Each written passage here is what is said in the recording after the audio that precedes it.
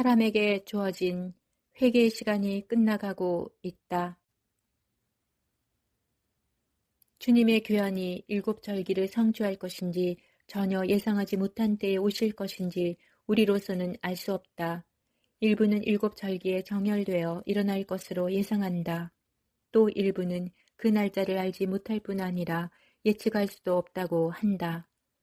이러므로 너희도 준비하고 있으라. 생각하지 않은 때의 인자가 오리라. So you also must be ready, because the Son of Man will come at an hour when you do not expect him.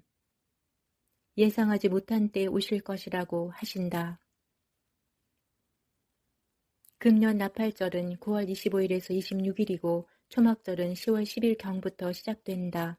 보통 초막절은 우리의 추석 명절과 겹치는데 금년에는 한 달 차이가 난다.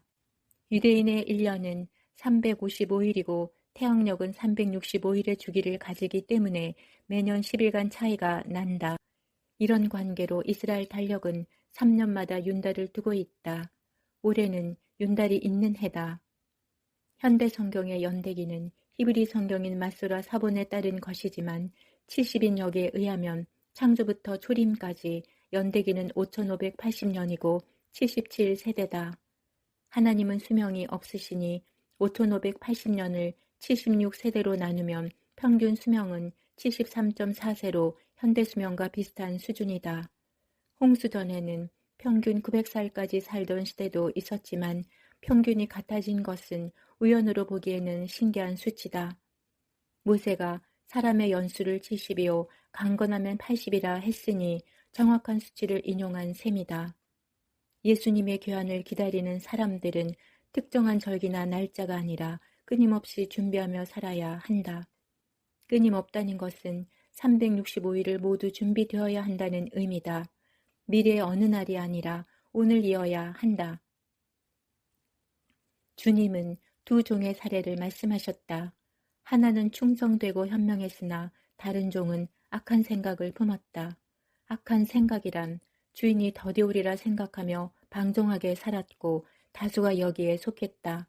그러나 정확한 날짜에 너무 집착하는 것도 어리석은 처녀와 같다고 할 수 있다. 주님이 다시 오시는 날짜는 극도의 비밀이다. 천사들도 모르고 하나님만 아시는 기밀 사항이다. 그러나 예수님이 오시고 난 후에는 더 이상 비밀이 되지는 않을 것이다. 모든 사람들이 알게 될 것이다. 다만 우리는 때를 분별하고 있다. 세상이 어떤 상태이고 우리는 어디쯤 와 있는지 우리의 위치를 계속 확인한다. 졸지 않고 깨어있기 위함이다. 유럽 교회는 이미 황폐화되었고 바벨론 미국과 이스라엘도 하나님을 배신하며 그 나라를 동성애자와 세상의 음행으로 채웠다. 기만과 지독한 어둠이 온 땅에 충만하다. 교회도 미지근함과 세상의 정신을 따라가는 음행하는 자들을 본다. 외형적으로 화려하지만 벌거벗은 자들이 가득이다. 노아의 사들손 벨렉의 때에 세상이 나누어졌다. 에벨은 두 아들을 낳고 하나의 이름을 벨렉이라 하였으니 그때 세상이 나뉘었으며 벨렉의 아우의 이름은 욕단이다. One was named Belek, because in his time the earth was divided. His brother was named Joktan. 벨렉은 히브리어로 펠렉으로 나누어지다 라는 뜻이다. 세상이 나누어졌다는 의미는 지구의 대륙이 분리되었다는 것과 사람들이 흩어졌다는 의미다. 그 전까지는 지구의 대륙은 하나였을 것이다. 대륙이 분리되면서 엄청난 화산 폭발도 일어났을 것이다. 왜 하나님은 노아 홍수가 일어난 지 약 500년 후에 대륙을 분리하신 것일까? 홍수 후에 하나님께 반역을 시작한 사람은 니무롯이다. 노아의 3대 손인 니무롯은 적그리스도의 모형이고 그가 세운 바벨론은 요한계시록의 음녀 바벨론의 모형이다. 그는 8개의 도시를 건축하였는데 첫 도시가 바벨이고 이곳에 바벨탑을 쌓았다. 바벨이란 혼란, 혼잡, 혼동이란 뜻이다. 하나님은 그들의 언어뿐 아니라 대륙도 분리시켜 흩으셨다. 이 무리가 한 족속이요 언어도 하나이므로 이후로는 그들의 하고자 하는 일을 막을 수 없을 정도로 반역이 심해질 것이기 때문이다. 구원받는 사람들의 수가 차기까지 하나님의 시간이 지속되어야 하는데 사탄과 그를 추종하는 악인들에 의해 인류가 촉진하는 멸망을 연장하기 위함이다. 하지만 마지막 때에 이르러 세상은 다시 하나로 뭉쳤다. 니무롯은 벽돌과 역청으로 탑을 쌓았는데 현대인은 기술과 욕망으로 바벨탑을 쌓았다. 인터넷과 교통의 발달이 인류를 다시 하나로 연합시키는 것을 가능하게 했고 인류는 하나님을 향한 반역의 강도를 증폭시켰다. 악은 선동방송과 인터넷을 통해 급속도로 퍼져나간다. 다시 노아의 시대가 도래한 것이고 멸망이 따라올 것이다. 세상이 빠르게 도미노처럼 무너져 내리고 있다. 지구촌이 전쟁과 가뭄과 홍수, 전염병과 기만으로 몸살을 앓고 있다.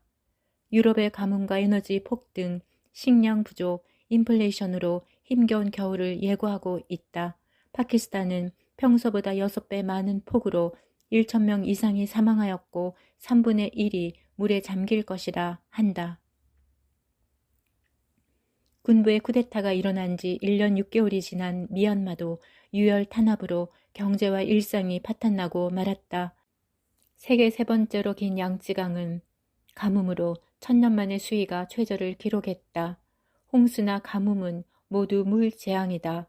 우크라이나 전쟁에 쓴 돈은 420조 원에 달한다고 하지만 끝날 조짐이 없는데 서방의 거짓 선전이 전쟁의 실상을 왜곡시켜 더 문제를 크게 만들고 있다. 사람은 내면의 공허함을 느끼는 존재다. 대부분의 사람들은 공허함을 채우기 위해 하나님의 말씀을 찾는 대신에 세상의 것들을 쫓아간다. 그렇게 함으로써 세상의 악과 정욕이 자신의 내면에 들어오도록 방치한다. 그럴수록 하나님과 점점 더 분리되고 영적 전쟁을 수행할 수 없는 상태가 된다. 하지만 악한 영은 그들을 속이는 상태로 두기 때문에 혼적인 영역에서의 만족을 느끼면서 올바른 영적 상태에 있다고 착각하게 만든다. 인류를 죄악과 반역에 가담하도록 만든 것이 도시 문명이다. 니무롯이 그 일을 시작하였고 불법자 두 짐승이 나타나는 때에도 음녀 바벨론 도시 문명에 의해 인류가 타락한다. 종말의 때를 알리려고 얼마나 많은 경보가 울리며 깊은 잠에 빠진 교회를 깨우려 했든가. 얼마나 많은 징조들이 우리 세대에 쇄도했든가.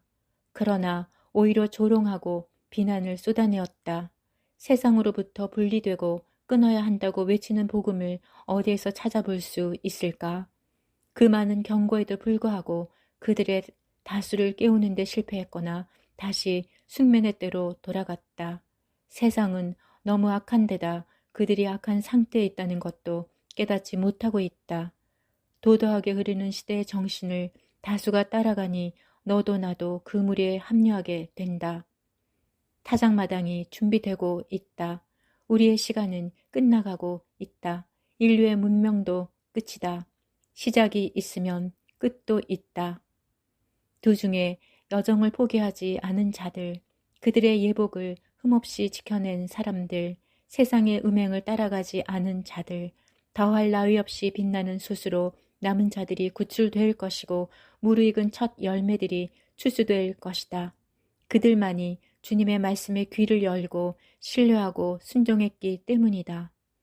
악에 맞서 자신을 순결하게 보존한 합당한 자들이며 기도로 자신을 준비시킨 이들이다.